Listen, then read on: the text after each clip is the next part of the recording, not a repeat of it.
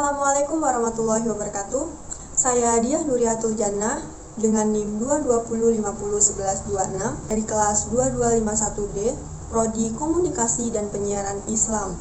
Tujuan saya membuat video ini adalah untuk memenuhi tugas ujian tengah semester pada mata kuliah Komunikasi Interpersonal yang diampu oleh Dr. Vivi Hasmawati, MSI. Di dalam video ini saya akan menganalisis proses komunikasi interpersonal yang terjadi antara Ustazah Oki dan Wirda Mansur.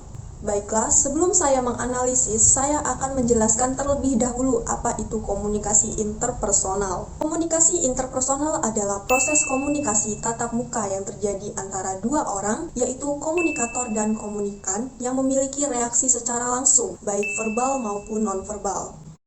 Baiklah, langsung saja kita menganalisis komunikasi interpersonal yang terjadi antara Ustazah Oki dan Wirda Mansur. Simak video berikut ini.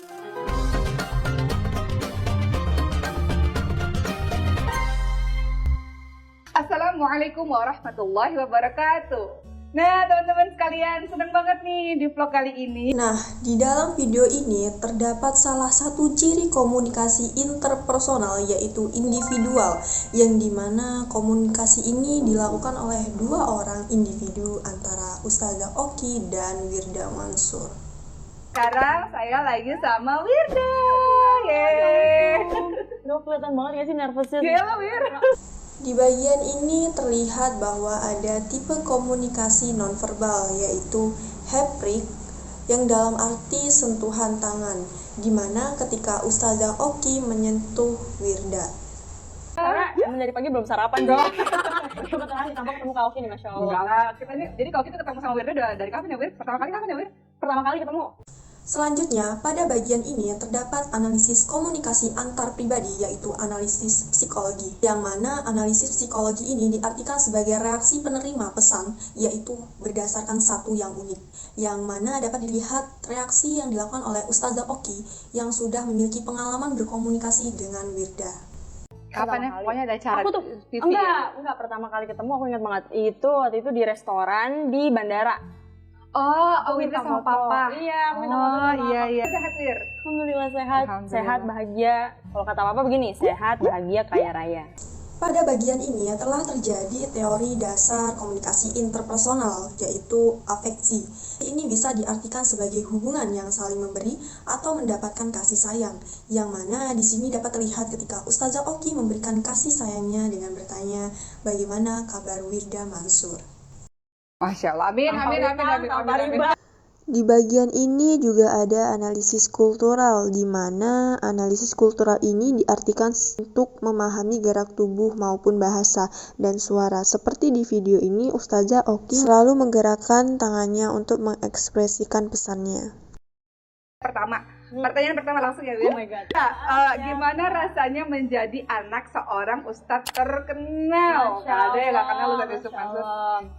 Pada bagian ini terdapat teori pembentukan konsep diri yang baik dari Wirda, yaitu penilaian langsung atau direct, yang dimana ketika Ustazah Oki bertanya kepada Wirda bagaimana rasanya menjadi anak ustadz terkenal.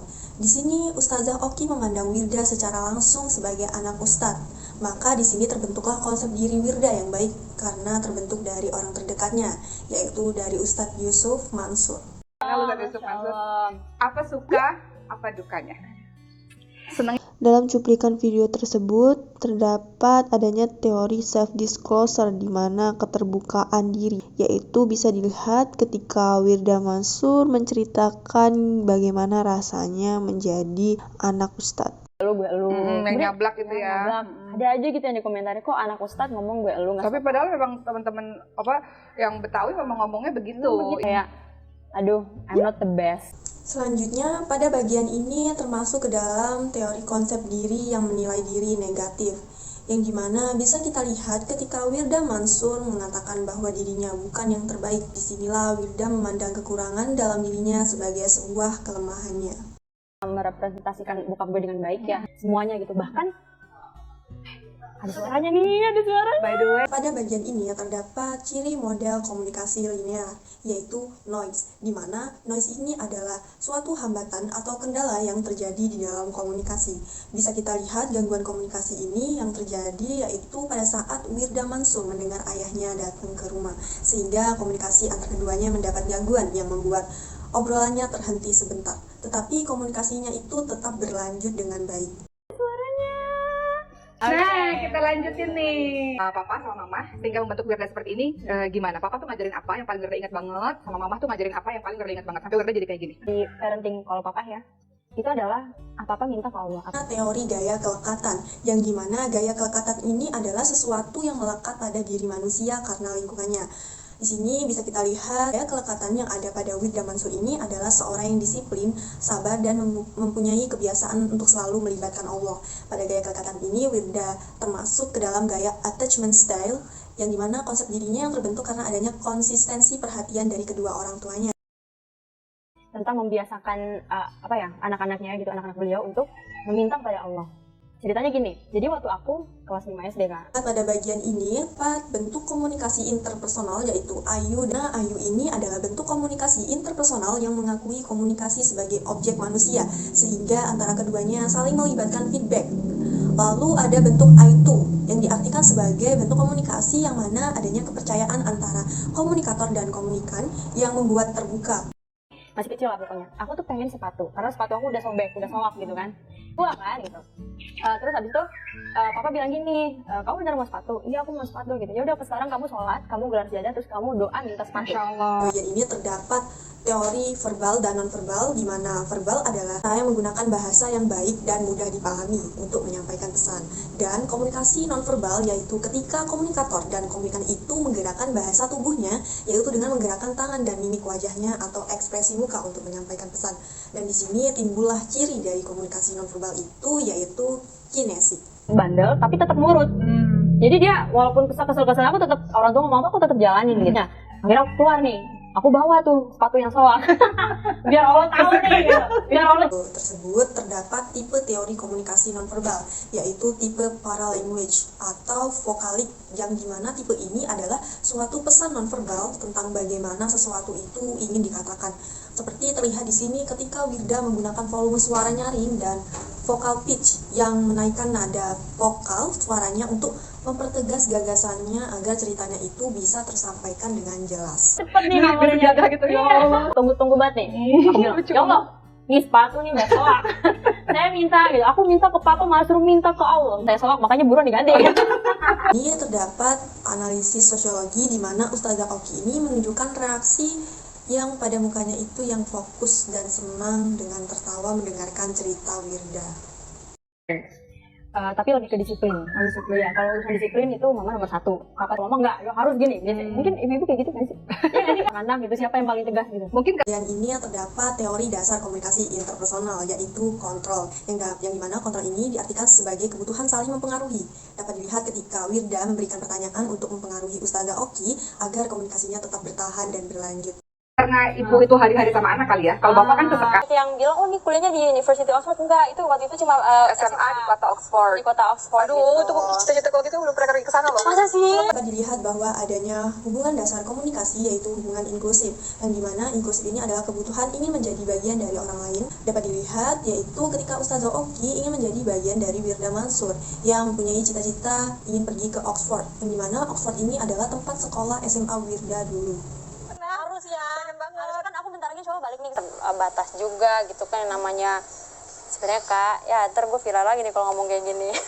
Aku gak usah deh, ntar aja. Penasaran Nanti aja. Pada bagian ini terdapat juga gaya kelekatan, yaitu ambivalent, bisa diartikan dengan kecemasan. Lihat Wirda di sini mengalami kecemasan, yaitu Wirda takut menceritakan tentang kehidupannya kepada Ustazah Oki. Udah suka ngasih pancingan terus. Jangan.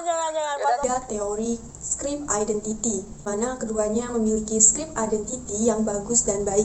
Dapat dilihat pada script identity yang melekat pada diri Ustazah Oki maupun Wirda Mansur, yaitu mempunyai jabatan yang sama, yaitu sama-sama pendakwah dan hafidhah, sehingga script identity yang dimiliki oleh Ustazah Oki dan Wirda Mansur itu kuat dan tinggi. Di dalam komunikasi yang dilakukan oleh Ustazah Oki ini terdapat teori komunikasi nonverbal, yaitu artefak, di mana artinya menggunakan objek personal sebagai identitas diri, di mana terlihat dari pakaian Ustazah Oki yang panjang dan syar'i yang menunjukkan bahwa dirinya adalah seorang ustazah.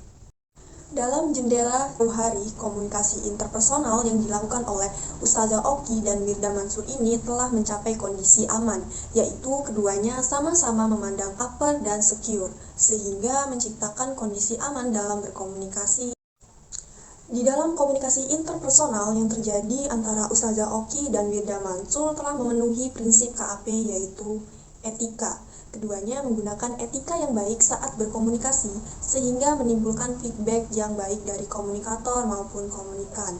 Lalu selanjutnya ada prinsip sustainable, yaitu komunikasinya berkelanjutan atau terus-menerus, yang dimana komunikasinya itu terus melakukan feedback atau timbal balik di antara keduanya. Di dalam komunikasi yang dijalankan oleh Ustazah Oki dan Mirda Mansur ini dapat dikatakan komunikasi interpersonal yang baik, karena komunikasi yang terjadi antara keduanya telah memenuhi 3 kebutuhan dasar komunikasi yang unik, yaitu afeksi, inklusif, dan kontrol. Yang pertama adalah afeksi, yaitu kebutuhan saling membutuhkan dan memberi kasih sayang.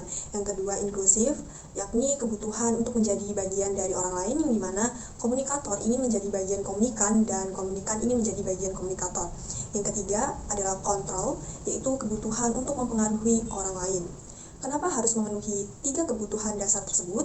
Karena jika tidak didasarkan pada 3 kebutuhan dasar ini, maka dia bukan disebut dengan komunikasi interpersonal. Baiklah, sekian video analisis dari saya. Jika ada kesalahan dan kekurangan, saya mohon maaf. Kepada Allah saya mohon ampun. Saya ucapkan terima kasih. Wassalamualaikum warahmatullahi wabarakatuh.